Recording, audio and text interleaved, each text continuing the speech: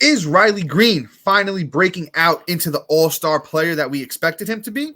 Lock on in as Matt and I talk about the best waiver wire ads on today's action-packed episode of Locked On Fantasy Baseball. You are Locked On Fantasy Baseball, your daily fantasy baseball podcast. Part of the Locked On Podcast Network, your team every day.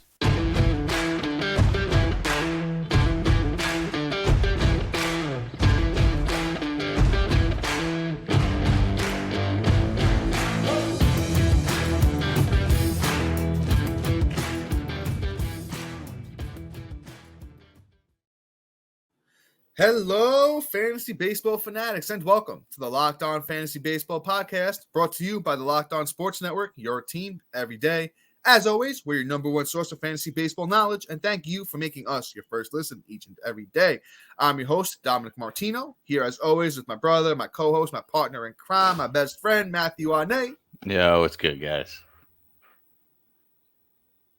As always, you can find us on all social media platforms and podcasting apps. Just search for Locked On Fantasy Baseball and we'll be there. If you're listening on Apple or Spotify or a platform that allows 5-star ratings and reviews, we truly appreciate it if you do that for us. It helps a long way to grow the podcast. And if you're watching on YouTube and you haven't already, hit that little bell below. It subscribes you to the podcast and gives you a notification every time we drop a new episode. And once again, if you're on YouTube, please be sure to like and comment because we love to talk fantasy baseball with you. So, all right, guys, we got about 5 weeks in the book of fantasy baseball, and you know the routine at this point. If you're an everydayer, if you're a new listener, here on Monday's episodes, Matt and I do waiver wire pickups heading into the new week, and we got some familiar names, and we got some new names, and a couple of names that you definitely want to pay attention to. So lock on in for the whole episode as we break down the best waiver wire ads. Matt, who do we got up first today? Yep, I'm sure your throat is a little scratchy after talking that much, but let's talk about Mr. Riley Greene. Riley Greene started off absolutely horrendous. I was high on him coming into the year. I had him in my top 40 outfielders. I did not foresee the slow start, but now it looks like he's kicking into overdrive here with this last week as a monster week. 6 runs, a bomb, 5 ribs, a stolen base, batting .417. This is really nice. This could be a trend of him getting hot. So, you know what, quite honestly, outside of one other name on this list for bats, I'm pretty much adding him pretty much across the board. Riley Greene might have this breakout that we've been waiting for. It might take it to a whole nother level. The upside could be, 35, 40 bombs. He could do, I'm gonna limit it because it's the Detroit Tigers here. Probably about 80 and 80 for the runs and ribs because nobody's bringing them home on that team. And the batting average is going to be probably about a nice 250, which is nice. This is the upside. And you can probably chip in some stolen bases too. But, I mean, what's the worst that happens? You get a free 99 draft waiver wire pickup for a guy that has the upside to just, pretty much wing you the home run category if he really does get hot. So that's Riley Greene for you. 49% owned. Yeah, man, that was a great breakdown. I mean, the one thing I don't know if he's got that power upside right now, but he's still 22 years old. I think everyone's got that prospect fatigue on Riley after last year. He came up and he really, struggled at the beginning of the year. He did pick it up in the second half a bit, though. Once again, 22-year-old Riley Greene. If I had to throw out a line, as Matt said, that Detroit Tigers team is not helping him in the counting stats. So if we see like 80 runs, maybe 60 RBIs, I'd say 20 to 25 bombs. He could chip in over 10 steals. The guy's got some speed in 2021 in the minors. He had 24 bombs with 16 steals in 124 games. So the upside is there. The batting average is the thing, though. He hit 271, 300, and 279 in his 3 years in the minors. So, combined, that's around, 285. I think he could get the batting average up there. He definitely has the plate discipline to do it. So we'll see with Riley Greene. But as Matt said, I think he's probably my favorite out of all the guys that we're going to talk about today. Really don't have much else to say about him. But if he's out there in your league, you're probably going to want to grab him now. He's 49% owned. I foresee over the next couple of weeks, Riley Greene shooting up to 70, 75, even 80% owned. So get on that now. Let's move on to another young kid prospect for the Cubs, and that's Matt Mervis. I was a little bummed that he got the call after we did our, second waiver wire episode last week. We didn't get to talk about him until today, and that ownership on Matt Mervis shot up to 45%. I grabbed him in a couple of my leagues where he was available, and if you don't know who Matt Mervis is, he is a highly touted Cubs prospect that he's been one of the best players in the minors for the last couple of years. And let me grab those numbers for you guys real quick. I think I mentioned he's 45% owned on Yahoo already, which jumped up. He actually went 2 for 6 today, which is, very encouraging after going 1 for 4 in his first 2 games apiece. So Matt Mervis in the minors. Oh, Lord. Matt, any chance you got those for me? I got you. My internet does not want to work with me. Okay, wait, I think I got it. All right, I'm sorry, folks. We're back here. So 2022 in the minors for Matt Mervis, 137 games, 512 at-bats, 92 runs. This is not an exaggeration. 40 doubles, 2 triples, 36 home runs, 119 RBIs, and he hit 309. So the power is real here with Mervis. The Cubs are playing a little bit better, so the runs and RBIs could be good. But I want to preface it with this. Look at Riley Greene. Look at Bobby Witt. Look at Julio Rodriguez. Look at all these young bats that come up and struggle for the little bit. Even our boy Vinny P, the Italian breakfast, he struggled when he first came up a little bit too. So if Matt Mervis struggles here for a little bit and you picked him up, I'd say hold on, give him 2 to 3 weeks, see where it goes, see if he starts, coming into his own form. He is 25 years old, so he's a little bit of an older prospect, so maybe things will pick up for him a little bit quicker. But I'm not dropping anybody crazy for Matt Mervis. If you got somebody on the end of your bench that you're looking to get rid of that isn't getting the job done, yeah, sure. But don't go out and drop somebody that's 75, 80% owned that has higher potential. But Matt Mervis does have a lot of pop-up side. This is probably the chance to grab him before the ownership gets really crazy. I do like Matt Mervis, but once again, don't drop anybody important for him at the moment. Exactly. I like that. Matt Mervis can, do some damage for you, but just be hasty on who you drop, like Dom said. And plus, his name's Matt, so he's going to be great. So, let's move on here. Let's talk about my boy, Alex Kiriloff. I really do like Kiriloff. I've liked him for years. And, he got injured last year and finally coming back off the IL. Went 1 for 2 today, which is good, which isn't what you want to see out of a guy that hasn't played in a little bit. In total 3 at bats. So he's probably batting a nice 300. So, good for him. I think he has some upside. He's definitely worth an ad with the first base and outfield eligibility. I don't know if he's going to pan out and live up to the prospect hype that he was, but you know what? The Twins are in need of some influx of power, so we'll see what Alex Kiriloff can do. He did have that one season back in 2018 when he was in the minors where he had 20 home runs. He had 101 ribs, 75 runs. Chipped in about 4 stolen bases and batted 348 and about 512 at bats. So he has the batting average. And my rule about batting average off the waiver wire is you always got to scoop that up. So, Alex Kiriloff is at least going to help you in the batting average category. And if he could start driving in some ribbies and maybe hit some home runs here and there for you, that's some serious influx of production for you, especially when your players have off days. When you're listening to this, I know that a couple teams have a day off, and then I think Tuesday's the next day off. So he could slip in there and fill a void for you. So I would definitely scoop up Alex Kiriloff. So guys, before I give you my little take on Alex Kiriloff here, just want to say for a championship team, it's all about making sure every player is a perfect fit. It's the same when it comes to your vehicle. Every part needs to fit just right. So next time you need parts and accessories, head to eBay Motors. With eBay's guaranteed fit, you can be sure that every part you need fits right the first time around. Just add your ride to My Garage and look for the green check to know the part will fit or your money back. Because just like in sports, confidence is the name of the game when you shop on eBay Motors. And with over 122 million parts to choose from, you'll be back in the game in no time. After all, it's easy to bring home a win when the right parts are guaranteed. Get the right parts, the right fit, and the right prices on ebaymotors.com. Let's ride. Eligible items only. Exclusions do apply. Also, we want to thank our everydayers and new listeners for making Locked On Fantasy Baseball your first listen each and every day. Be on the lookout for a new episode tomorrow featuring players to buy low and sell high on. I know you guys like those kinds of episodes, so if you guys haven't already voted, we got a few polls out there. I don't know if they're closed yet, Matt, but when we're going to be posting polls, we want to make sure we are giving you guys what you want to hear. So if you guys, there's a topic you want us to talk about more, or there's something that we talk about that you really like, please be sure to let us know. We're trying to adjust to make sure the fans get what they want. And please be sure to let us know what you guys are thinking about. But let me give you my quick take here on Alex Kiriloff. As Matt said, guy was a highly touted prospect. He had, a bunch of seasons in the minors where he hit well over 300. Even going back to, 2022 in the minors, Kiriloff played, I know it's only 35 games, 131 at-bats, but in those 35 games, he had 33 runs. He had 7 doubles, 10 bombs, 32 RBIs, chipped in a steal, and hit 359.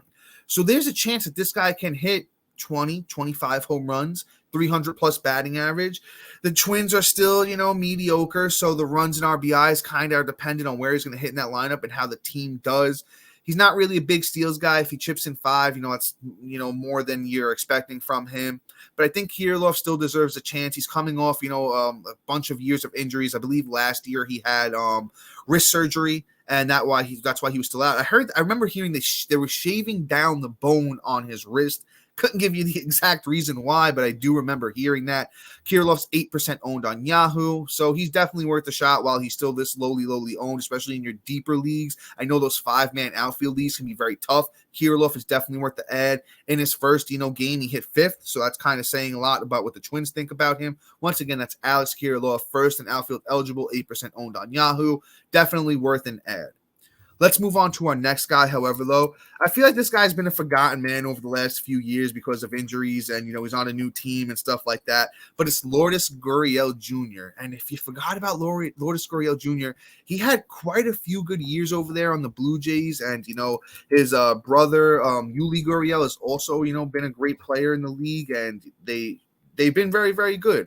So, on the year right now, Lourdes Gurriel has 17 runs, 3 home runs, 15 RBIs, a steal. He's batting 300, outfield eligible, 35% owned on Yahoo right now for Lourdes Gurriel Jr. And let's go back to some of those really, really good years. There was I really thought this kid was going to break out after 2021, 27-year-old Lourdes Gurriel Jr., 141 games, 500 at-bats, 62 runs, 28 doubles, two triples, 21 homers, 84 RBIs, and he hit 276. He's a career 286 hitter, so we'll know he can contribute in the batting average department. Hey, he can hit you 20 home runs. Counting stats could be decent over there in Arizona. Not much of a steals guy. Good plate discipline. I really always loved Lourdes Gurriel Jr. I miss when he was second base eligible, but, those days are long gone. I think we got a bunch of good bats for you on this weekend. Lourdes Gurriel definitely worth the pickup as well. Yeah, Gurriel, if he can return to the 2021 form, 2020, we can really see a nice little influx if somebody can scoop up and, again, follows my rule of batting average off the waiver wire. So, Gurriel is definitely somebody you want to consider and, ride it out, because if he does fall off, it is what it is. He's, free 99 off the waiver wire. You drop him in a blink of an eye. But if he does turn it on and returns to form, which would be amazing since he's still young, you just got a quality bat off the waiver wire with long-term, value. Let's move on here. Let's talk about Mr. Ezequiel Tovar. Tovar, we've talked about in the past. Loved him coming up this year. He's doing his thing so far. This last week was great. At 27% owned. This last week he had 6 runs, 2 bombs, 6 ribs, batting 381. Tovar was a pretty highly touted prospect going into the year. He was in my top 15. Speedy guy, can get the steals, bats for average. He's batting in Colorado, so that's another nice little bonus. And I mean, with Chris Bryant and company there, Tovar can really see an influx of runs depending on where they decide to put him in the batting order, and it could really benefit him if he continues on this hot streak. I don't think this kind of week is going to happen every week, but if he can at least get you some counting stats and keep the average up, he's definitely very, very valuable. And, Tovar can really take your team another one to something that can have a little bit more of a longevity throughout the season for value. That's Ezequiel Tovar, 27% owned. Yeah, Matt, you covered him very, very well. I'm just going to add my little 2 cents here because I don't really have much to add to that. He's 21 years old for Tovar. So as we always say, and I was talking about with Riley Greene and Mervis, it's so hard to come up, to the bigs, even from AAA, and just translate as a hitter. You don't really see it that often. I've been saying this a lot too. If you listen to the podcast, this is kind of what I've been saying. We got spoiled over the last, 4 or 5 years with Soto, with Tatis, with Acuna, guys that just came up and did it. That's, if you look back for the 10 years before that, that wasn't a thing. Guys didn't just come up, that often, especially with 3 big names in a row like that and just hit. So with Tovar, give him the chance, 21 years old. Maybe he's starting to figure things out after his first 30 games in the bigs. Matt read you off the stats from the past week. He has a lot of steals, upside, power, maybe not so much. So if you're looking for a guy that's going to help you with steals, that is shortstop eligible. I know shortstop's been a little bit tougher this year than we originally expected. Definitely give Ezequiel Tovar a shot. Let's move on to another Diamondback after we just talked about Lourdes Gurriel Jr. and somebody Matt and I, talked about. And I actually just gave him an ad in one of my leagues. As I said, there's not much else out there, so let me give him a shot. And it's Brandon Pfaadt. And his last name is actually spelled Pfaadt. Brandon Pfaadt, starting pitcher for the Arizona Diamondbacks. And yeah, he got lit up in his first start. Won't even try and hide it. He gave up 7 earned runs to, Texas, 4 home runs. But, Texas is a great team. You know who he goes up against this upcoming week? He got a way softer matchup against, the Miami Marlins, who have not been as good. He got they got beat up a little bit there by the Cubs. So with Pfaadt, the thing is, I want to mention this. I mentioned it, last time we talked about Pfaadt. In 2022, when the minors, Pfaadt had a 3.83 ERA, 29 starts, 167 innings, 218 strikeouts, and a 1.15 WHIP.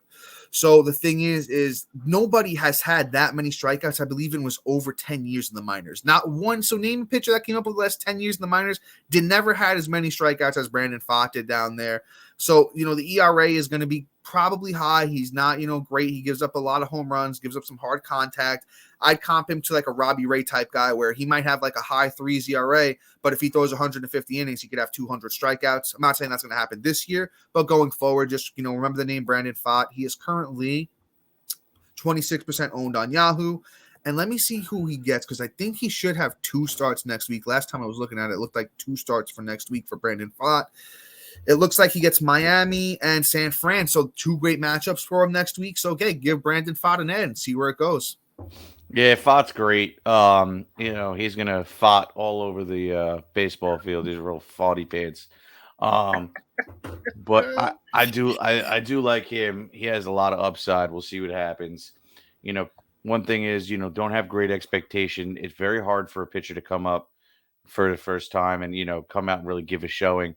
You're probably going to see a high whip. You're probably going to see him get lit up here and there, but he may come out here and just strike a million people out on any given night. And then boom, it's like, man, this kid is good. It's just, honestly, I would play the matchups, but he's definitely an ad for me. And if he does figure it out and he starts really adjusting to the league, oh boy, the fantasy implications are going to be beautiful. And before we move on and we finish up the names on this list, and we're back here, ladies and gentlemen. We're going to talk about our next guy here, and that's Mr. Logan Allen. Logan Allen is awesome. He came up and hit the ground running. His first 3 starts in the bigs have been nice. He pitched against Miami, Boston, Minnesota, so all fluffer teams. They're not really great, but at the same time, he is showing his stuff here. Against Miami, got 8 Ks, only gave up a run with a 1.5 ERA, a 1 WHIP. Against Boston, who has been hot and been hitting up the Phillies. They finally beat them today, thank God. 8 Ks, 3.6 ERA, and a 1.2 WHIP. And then Minnesota, this is the other one, in 5 innings, 3 Ks, 3.18 ERA, and a 1.59 WHIP, which, again, it's high, but he does like to strike people out. Here's the thing, you're not really – the first 2 starts were a K per 9, which is nice. Let me read off what he did in the minors, though, in 2022. We're not going to talk about his ERA because, there was a little adjustment with the promotions from AA to AAA. He had 132 innings pitched across the 2. and he had 177 strikeouts. He is a stud. I really do like what he's going to become. Logan Allen is one of my favorite prospects this year in terms of pitching. So, he's still available out there and 44% available. He's only owned in 44% of the league. So, definitely scoop him up if he's out there. He is going to, do some serious damage for you. I don't have who he's going up against, though. For some reason, it's not showing for me. I think it's the Angels. I'm seeing the Angels here. Okay. I mean, the Angels have been hit or miss, so it may be a decent matchup for him. We'll see what he can do out there. I'm gonna roll him out and just see what happens. I mean, honestly he has literally just earned it with three starts in the bigs, where you could just roll him out there and just see what happens until otherwise spoken. I see, Matt. I'm going to have to disagree with you on this one. I actually thought you were going to take a different tune with this because of what you did with Logan Allen, and this is what I think all the fans should do with Logan Allen. Flip him. Starting pitching's been tough to come by right now, and I don't know if Matt really wants to break down the trade that he made, but he packaged Logan Allen, and he got a great deal on Eloy. Somebody else, and so I wasn't sure if we were going to get into it, but yeah, let's talk about it. If you can flip Logan Allen for an Eloy Jimenez, Logan Allen a little something else is what Matt did, and I know Eloy is a little banged up right now, but it looked great before, Eloy went down, and I think that's what you need to do. Logan Allen's okay. He's not great. He wasn't highly touted, and I know Matt didn't want to talk about the ERA, but I'm going to talk about it. In 2022 was a 4.75 ERA, 27 starts, big strikeout numbers, but the whip was a 130 whip. I didn't even know Logan. I thought it was the other Logan Allen who used to pitch for Cleveland when he got brought up. I was like, that whole thing again. Then I found out that Logan Allen's on the Rockies, and now it's this Logan Allen. I'm not really too high on him. The whip is kind of high right now too. It's a 1.26 whip across his first 3 starts. I say flip him before that Angel starts coming, and Trout and Ohtani and Renfroe and them boys I think they're gonna smack him up. That's my thoughts on Logan Allen. Not that he can't be good, but good is going to be, I think, a 4 ERA, high whip, maybe strikeout per 9 is over, but I don't know. I'm not a huge fan. Let's move on to our next guy, though, who I actually am a huge fan of, and we talked about him last week, and I'm talking about him this week because he's still under-owned, and it's Michael King. Guys, Michael King's going to close for the Yankees, and if he doesn't, Aaron Boone, your job is on the line, according to me. I've been backing Aaron Boone the last, however long he's been with the Yankees, because I'm a Yankee fan, but damn, he's been so good. Michael King's been fantastic. 1.42 ERA, 1 whip, 2 saves, 19 innings, 21 Ks, and this is what Michael King should be. He didn't really work out as a starting pitcher, but his stuff plays up coming out of the bullpen. And, Clay Holmes, being, really, really mediocre this year, King needs to be, closing these games out for the Yankees. April 27th, he got a save. May 2nd, he got a save. And I think there was one other save opportunity in that time. Since then, let me double check because I don't know if Clay Holmes got this save. No, it was actually even somebody else. It was Ian Hamilton. So we know Clay Holmes just seems to be out as the closer. I think Michael King is the next man up. 49% owned on Yahoo. To me, that should be 80%, 85% right now because the guy is electric, got great stuff, and it plays up, like I said, coming out of the bullpen. Once again, Michael King, go pick him up now. He's probably the best ad out of everyone we're talking about today as far as, pitchers go. Yeah, especially since saves are just hard to come by in general. Oh, yeah. And quite honestly, being that he's on the Yankees, he's going to have a lot of opportunities to get the saves. And if you missed out on saves or you just, pretty much just, decided to, punt it, this is your way back in the category. So, definitely scoop up Michael King. Let's move on here to a pitcher that, we talked about last week. And sure. And I wasn't sure if he was going to come out and do this, but he did. That's Mr. Bryce Miller. So impressed, bro. So impressed. Like, we knew he was good, but, like, for him to come out against Houston and not give up a run and only have a 0.5 whip and then still get 5 Ks in 6 innings and get the W, like, let's go. And, what he started off the season with only giving up 1 run with a 1.5 ERA and a 0.33 whip and 10 Ks up against Oakland, I'm really impressed. Like, this is a really nice start to the season and to his career in the MLB. Bryce Miller could honestly be somebody that we're going to be talking about as one of the fantasy waiver wire gold this season. He's still 54% owned. So, I mean, he's still out there in 46%. Like, outside of Michael King and Green, I'm adding Bryce Miller almost everywhere. If you missed out on him, sucks to suck. But you know what? Bryce Miller is just going to do things for you that you're not going to be able to find off the waiver wire moving forward. Yeah, dude. I love Bryce Miller. In the off season, shout out because Matt and I, we're still fairly new at doing fantasy baseball analysis. Doesn't mean we're not good because we're pretty good at it, but we're new. But big shout out to a guy that is all around the fantasy baseball community. I'm sure. No, I'm just giving a shout out because Chris Welsh, if in this league, fantasy baseball, that's Chris Welsh is a prospect guy, and he put me on to Bryce Miller. Was listening to him talk about Bryce Miller, threw him on a couple of my watch lists, and the guy's got electric stuff. He worked in a sweeper this offseason, and man, he had a breakout year in the minors last year. Bryce Miller. Let me see if I could grab you his stats in the minors. I actually picked him up in one of my big prospect leagues. I'm in with Matt, and I dropped him like an idiot. And now I have him. Now he's out there. Yeah, now he's out there just killing it, and shame on me. But in the minors, it was actually 2022 where he had the breakout. 3.16 ERA, 26 starts, 133 innings, 163 Ks with a 104 WHIP. Kid's got electric stuff, and I forget who it was. He was going up against somebody on Seattle most season. It might have been Teoscar Hernandez, and he struck him out like 3 straight pitches. And after they were like, "Oh, Teoscar, how's his stuff looking?" It was like, dude, his stuff is crazy. It's like I couldn't time it up, couldn't do nothing with it. So, as Matt said, a starting pitcher, definitely number one ad of anybody we're talking about today. I just do like Michael King because, saves are so tough to come by. But Bryce Miller at 54% owned on Yahoo, just get on it. The dude is absolutely electric. So let's talk about our next guy up, and it's Tyler Wells, somebody that we've spoken about before, but, he's kind of just kept it going. The ownership percentage is still low on him. So, we want to make sure you add these guys, right? So until you guys add them, we're going to keep talking about them. And Tyler Wells, 38% owned on Yahoo on the year, 35 innings, 27 Ks, 3.34 ERA, 0.77 WHIP. So that control's been absolutely electric for him. He gets Pittsburgh next week, which is, a tough matchup. But you know what? He went out against Atlanta on May 7th, 5 innings, 4 Ks, gave up 1 run and 0.8 WHIP. So, if he can do it against Atlanta, I'm going to go and just say he can do it against Pittsburgh, and may not be a big strikeout guy, but he's going to help you in ERA. He's definitely going to help you in WHIP.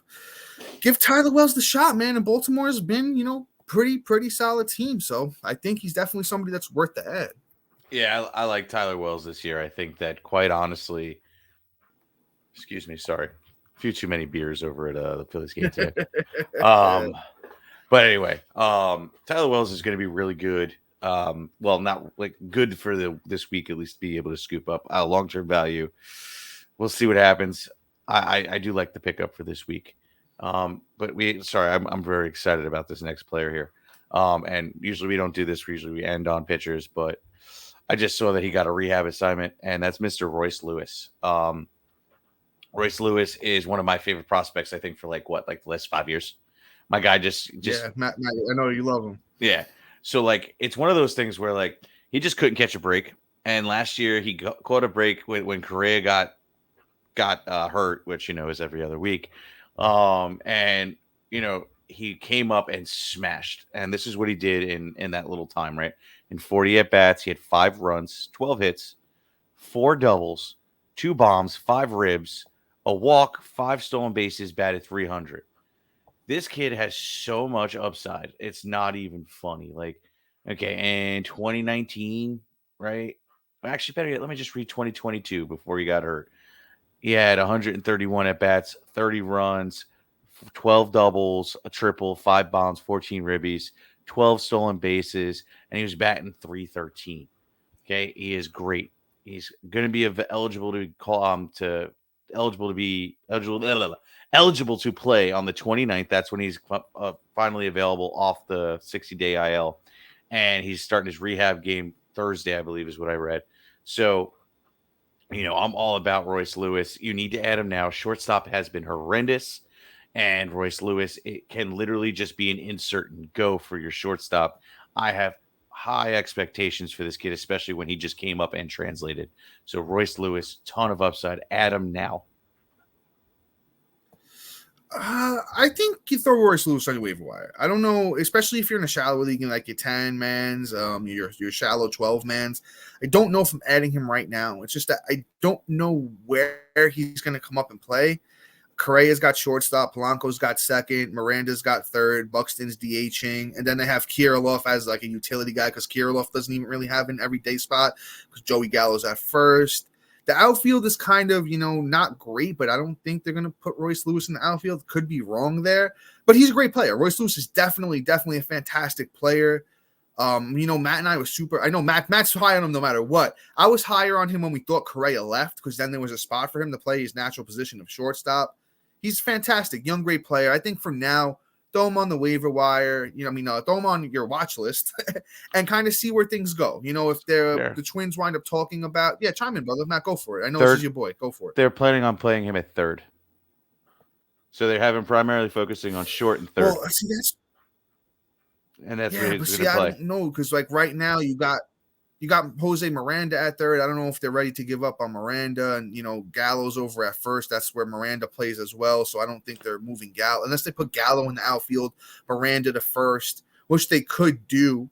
That's definitely possible. Maybe get Nick Gordon out of there, put Gallo in left. It could work. It could work. But I'm just saying if you don't have like a spot, like, and you got some good IL stashed already, I don't know if I'm giving anything up to put Royce Lewis there, but for now, what was the ownership percentage again, Matt? Did you have 7? That? I know you said it, but so he's 7% owned on Yahoo right now. So not many people are on top of it. Keep an eye on him as he gets closer. He's still about Matt, 3 weeks away. He said the 29th of May. He's eligible to come back. Royce Lewis again, who we're talking about. I think just watch list for now. See where it goes as he gets closer. If he's raking dinners, you could definitely give him an ad in a raking. But let's see where this thing goes because he is a very, very young, talented prospect. Royce Lewis is only 23 years old. Yep. I do like the name. I'm just not going out of my way to add him yet. You still have got a little bit of time on him. But guys, that is all for today. Please be sure to like, subscribe, comment, rate, and review. Check out our website if you already haven't. And thank you for making us your first listen each and every day. That goes for our everydayers and new listeners. We appreciate you all. You've helped us, come a long way in this, fantasy baseball podcasting journey.